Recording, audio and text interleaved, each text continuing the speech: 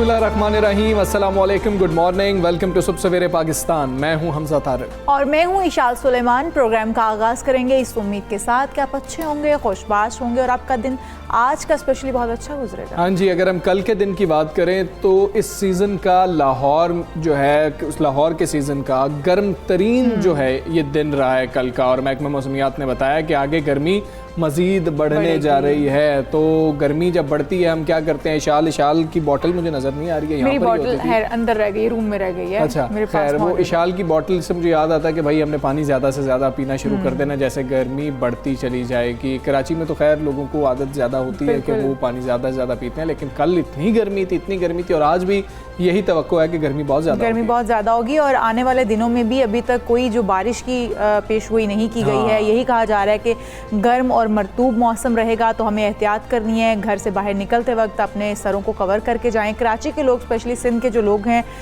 वो उनके लिए खासी एहतियात की ज़रूरत है, क्योंकि वहाँ पर हीट वेव का ख़दशा होता है। बाकी हम पंजाब के बहुत सारे अज़ला की बात करें तो यहाँ पर मामूल की गर्मी पड़ेगी, जैसे कि हमेशा कहा जाता है कि मई में ऐसी गर्मी होती है और ऐसी ही होगी।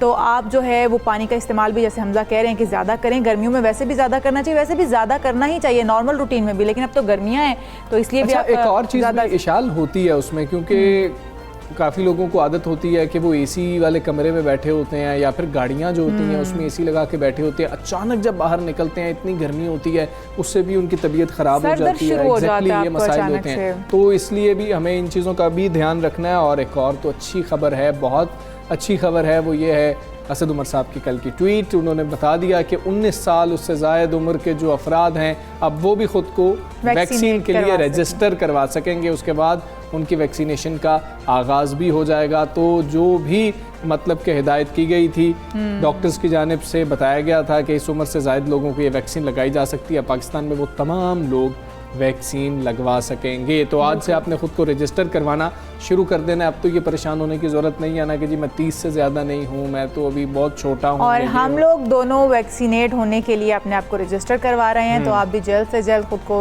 रजिस्टर करवाएं ताकि वैक्सीन लगने में आपका नंबर पहले आ सके। बिल्कुल। सबसे पहले हम बात करेंगे कोरोना वायरस की ही। कोरोना के केसेस में मुसलसल कमी आ रही है, जिससे मामूलाते ज़िंदगी भी आहिस्ता आहिस्ता बहाल होते चले जा रहे हैं, नॉर्मल होते चले जा रहे हैं। कारोबारी आसानियों के बाद अब तालीमी इदारे भी 7 जून से खोले जाएंगे। और इसके ऊपर मज़ीद जो है इंशाअल्लाह हम देखते हैं कि वफाकी वज़ीर तालीम शफ़क़त महमूद साहब जो हैं बहुत फ्रंट पर आकर इस मामले को डील कर रहे थे, देख रहे थे। अब वो भी कोरोना वायरस में मुब्तला हुए, अल्लाह उनको भी सेहत दे। बिल्कुल, वो खुद कोरोना वायरस में मुब्तला हुए। उन्होंने ट्वीट में कहा कि मैं आवाम से अपील हूँ कि मुझे मेरे लिए दुआ की जाए, मैं जल्द सेहतियाब हो जाऊँ।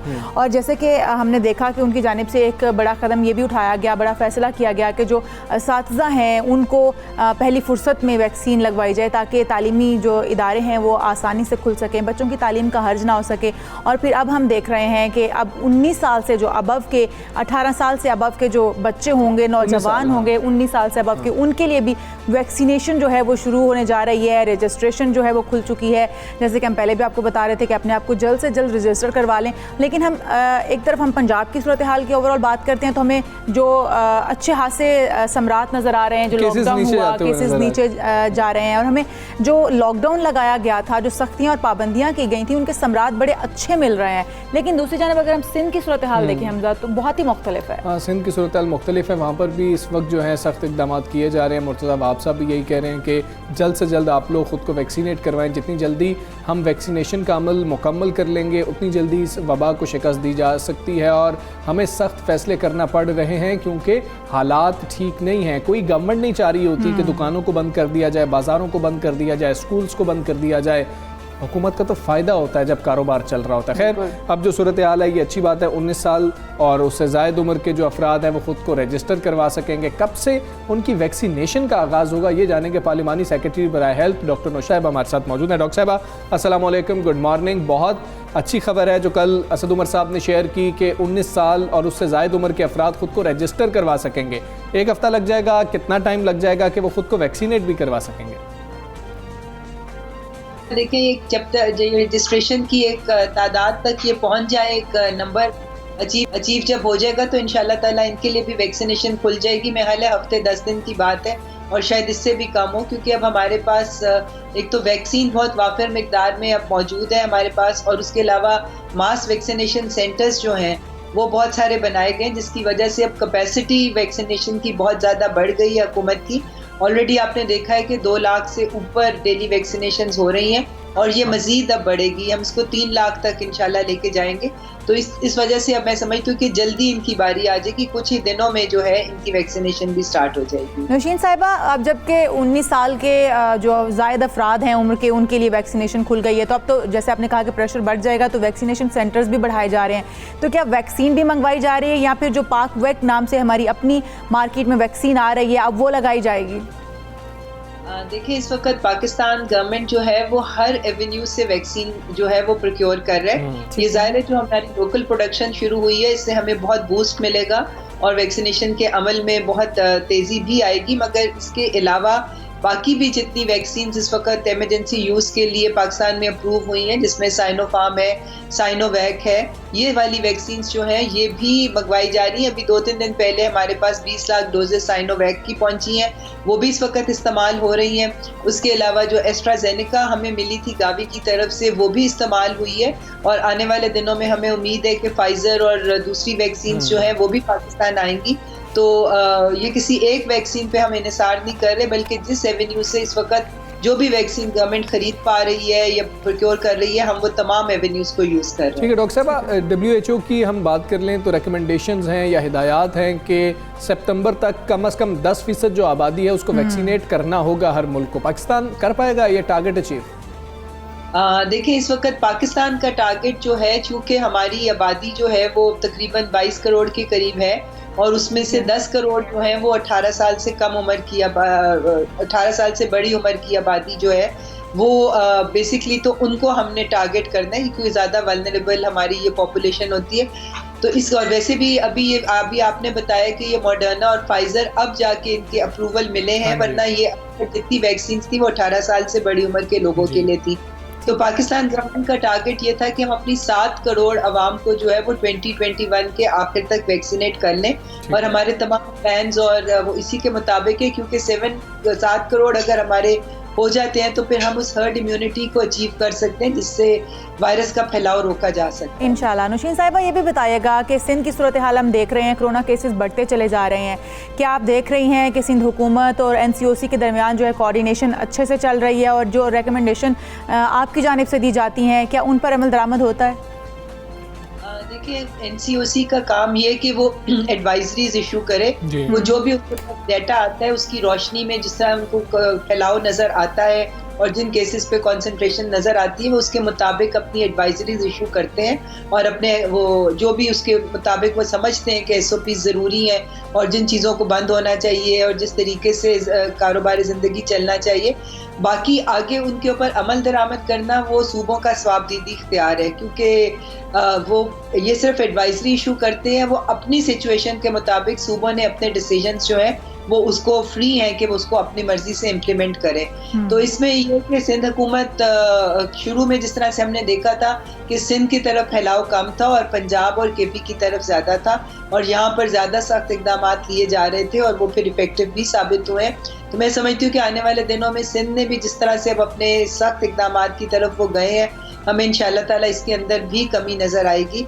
मगर बहरहाल इस वक्त सिंध जो है वो एक राइज की तरफ उसके केसेस जा रहे हैं। ठीक है डॉक्टर साहब, हम ये देख रहे हैं कि लोग सवाल कर रहे हैं सोशल मीडिया पर, वो मतलब कि क्वेरी उनकी कोई होती है तो वो लिखते हैं। अब एक जो सवाल बहुत से लोग कर रहे हैं वो ये कर रहे हैं कि जी कि मैं फ़लाँ वैक्सीन लगवाना चाहता हूँ या लगवाना चाहती हूँ, तो मैं उसके लिए कैसे रजिस्टर करवा सकता हूँ? अब ये एक ऐसा सवाल है कि हम अभी इस पोजीशन में तो चले नहीं हैं कि हम खुद से चॉइस कर सकें, लेकिन जब रजिस्टर करवा दिया, वैक्सीन लगवाने के लिए सेंटर में गए, तो वहाँ पर क्या कोई शख्स ख्वाहिश का इजहार कर सकता है कि अगर वो वैक्सीन अवेलेबल है तो काइंडली मुझे वो लगवा दी जाए, या फिर ये तो स्टेट की मर्जी है कि जो वैक्सीन अवेलेबल होगी वो खुद से हम फैसला करके लगाएंगे?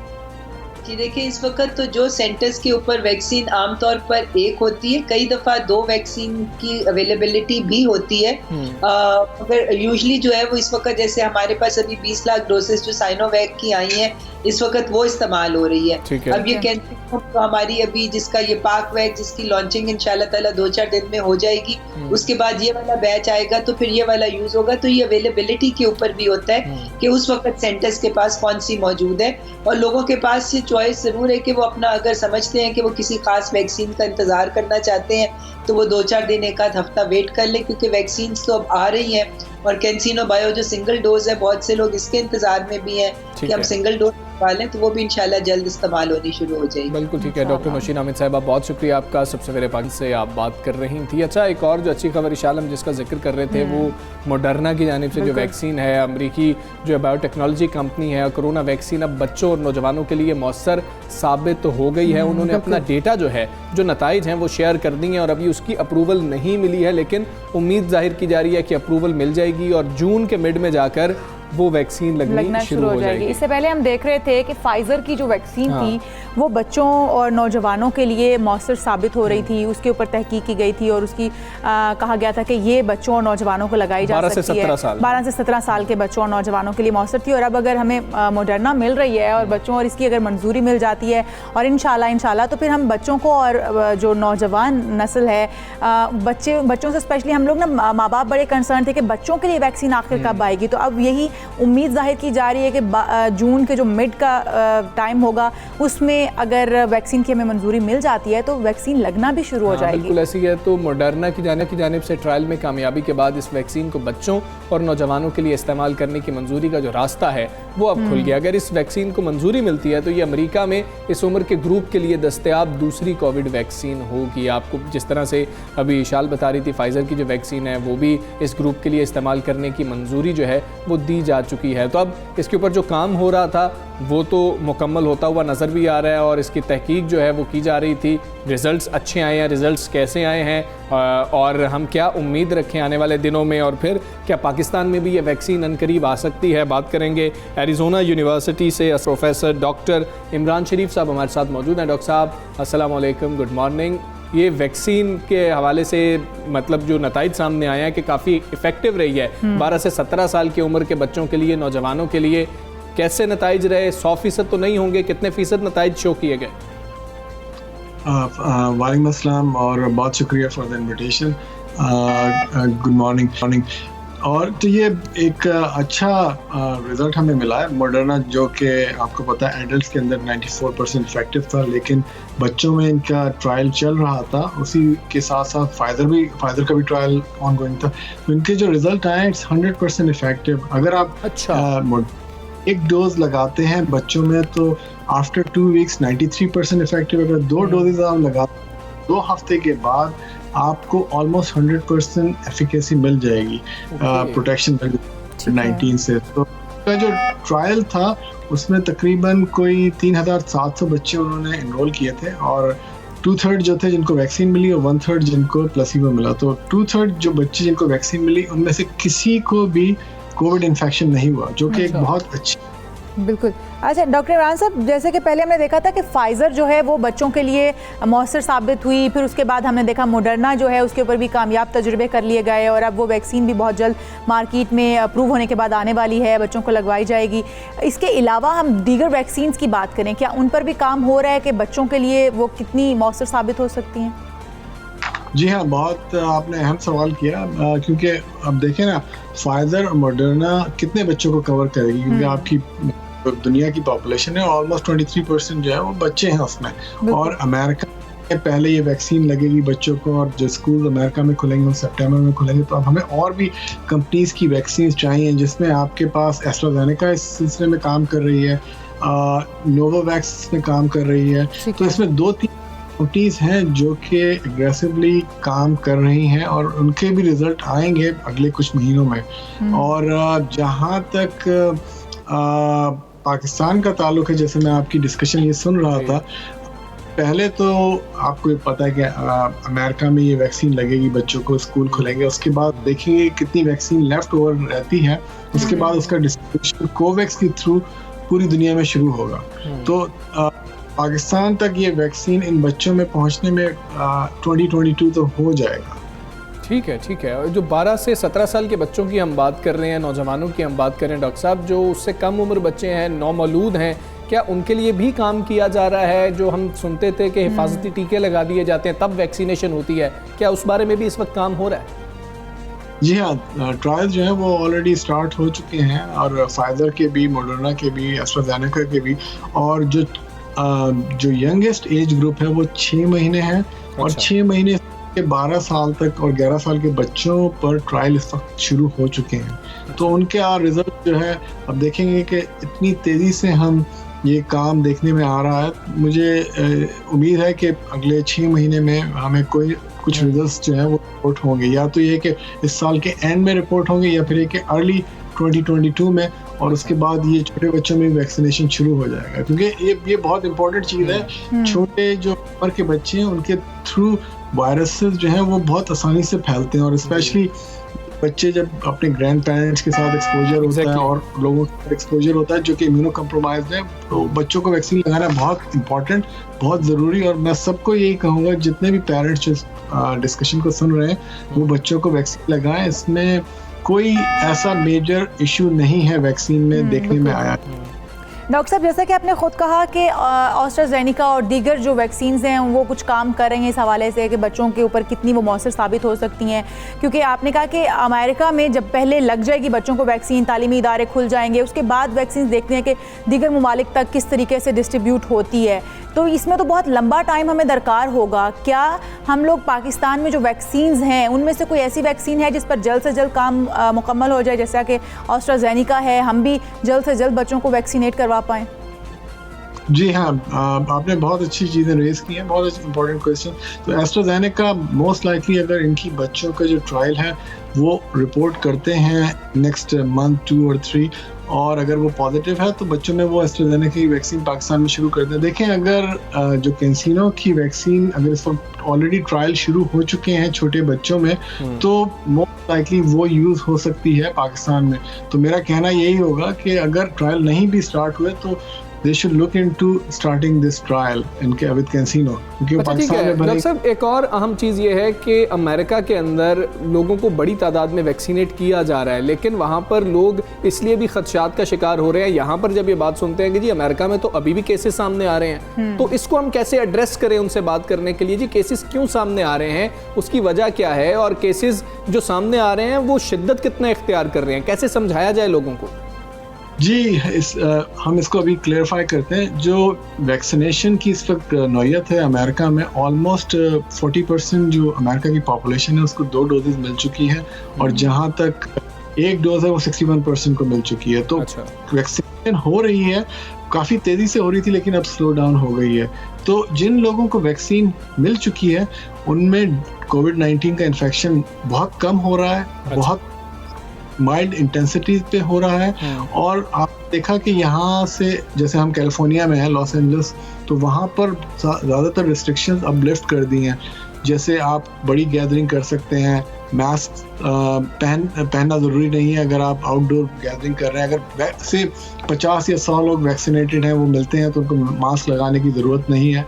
तो ये वैक्सीन जो है इफ़ेक्टिव है, और उसकी वजह से जो नंबर ऑफ केसेस और नंबर ऑफ डेथ्स हैं अमेरिका में बहुत कम हो गए। जो इस वक्त अमेरिका में जो डेथ रेट है वो ओनली समझ लें आपके few hundred in every 24-48 hours, जबकि at some point almost 3,500 to 4,000 unfortunate deaths were happening। तो numbers जो हैं वो drastically बहुत नीचे आ चुके हैं। तो जो लोग इस बात का इस डिस्कशन को सुन रहे हैं उनको ये अंडरस्टैंड करना चाहिए कि हमें काफ़ी बेनिफिट हुआ है अमेरिका में।